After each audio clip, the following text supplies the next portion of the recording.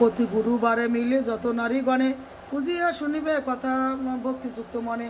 নারায়ণ বাক্যলক্ষ্মী যত হৃষ্ট মনে গমন করিলা মতবত প্রচরণে।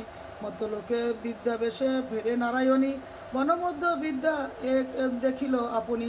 সদয় হৃদয় লক্ষ্মী জিজ্ঞাসা তাহারে কহ মাতা কেবা তুমি এঘোর কান্তরে। এঘোর কান্তরে বিদ্যা বলে শুনো মাতা আমি অবাগিনী। একে একে কহিলা সে আপন কাহিনী। লক্ষ্মী বলে গৃহে যাও করো লক্ষ্মীর মতো গুরুবারে সন্ধ্যাকালে লয়ে বধূ যত।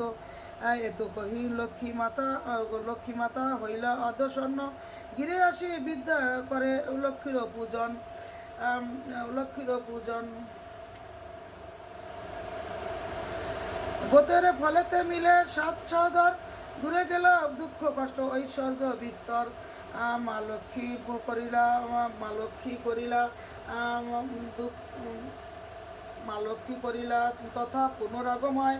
বিদ্যা হইল গৃহশান্তি নিকেতন। দৈব জেগে একদিন গুরুবারে বিদ্যা সে বধূগণ লক্ষ্মীর ব্রত করে। সেই কালে মধু মধু নামে এ বণিক নন্দন।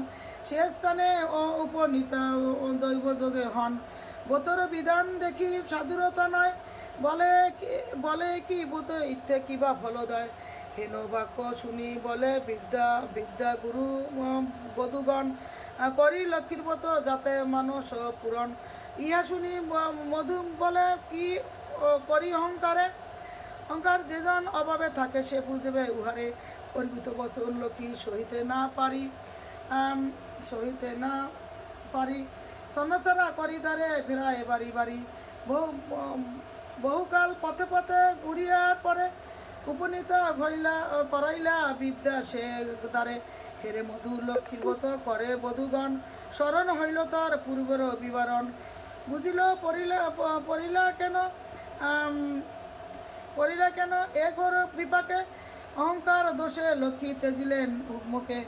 গলে বস্ত্র দিয়া মধু বলে মা কমলে। দিনজনে রাজ্য পায় তব কৃপা বলে। এই রূপে মাকে ডাকি ভক্তিযুক্ত মনে। একাগ্র হইলা মধু প্রণামিলা সে স্থানে। মনে মনে ভাবে মধু লক্ষ্মীর ব্রত সার। মনে রেখো পৃথিবীতে লক্ষ্মীর মনে মনে ডাকে মধু লক্ষ্মীর ব্রত সার। গৃহেতে আসিয়া পূজে প্রতি গুরুবার। এই রূপে মত্তলোকে ব্রতর প্রচার।